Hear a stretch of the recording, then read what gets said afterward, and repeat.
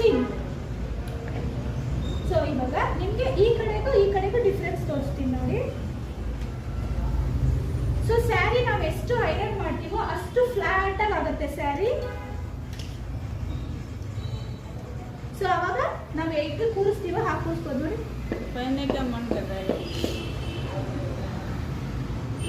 Please ಮಾತ್ರ ಬರಲಿ.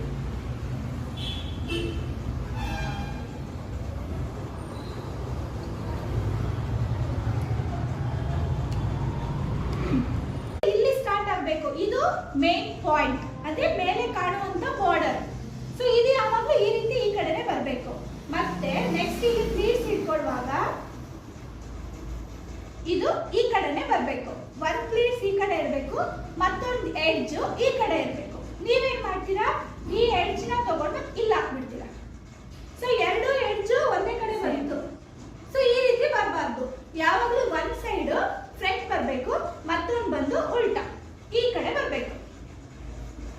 So ಈ ಕಡೆ ಬಂತು ಅಂದ್ರೆ ಇದು ಬಂದು ರಾಂಗ್. ಈ ರೀತಿ ಎರಡು ಒಂದೇ ಕಡೆ ಬರಬಾರ್ದು, ಇದು ಬಂದು ರಾಂಗ್. ಓಕೆ. ಸೊ ಯಾವಾಗಲೂ ಇದು ಈ ಪ್ಲೀಟ್ಸ್ ಬಂದು ಈ ಕಡೆ ಬರಬೇಕು. ಒನ್ ಪ್ಲೀಟ್ಸ್ ಈ ಕಡೆ, ಒನ್ ಪ್ಲೀಟ್ಸ್ ಈ ಕಡೆ. ಓಕೆ. ಸೊ ಯಾವಾಗಲೂ ಇದು ಈ ಕಡೆ ಇರಬೇಕು, ಇದು ಬಂದು ಈ ಕಡೆ ಇರಬೇಕು. ಓಕೆ. ಸೊ ಇದು ಬಂದು ರಫ್. ಮತ್ತೆ ಇದನ್ನ ಸರಿ ಮಾಡ್ಕೊಳ್ಳೋಣ. ಟೈಟ್ ಆಗಿ ಇಟ್ಕೋಬೇಕಾಯ್ತಾ.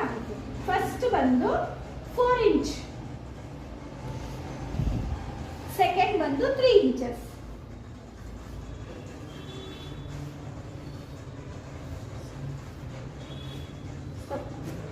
ಕರೆಕ್ಟ್ ಎಕ್ಸಾಕ್ಟ್ ಬಾರ್ಡರ್ ವೈಸ್ ನೋಡ್ಕೊಂಡು ಈ ಕಡೆ ಒಂದು ಪ್ಲೀಟ್ಸ್, ಇಲ್ಲೊಂದು ಪ್ಲೀಟ್ಸ್, ಇಲ್ಲೊಂದು ಪ್ಲೀಟ್ಸ್ ಹಾಕೊಂಡಿದ್ದೀನಿ.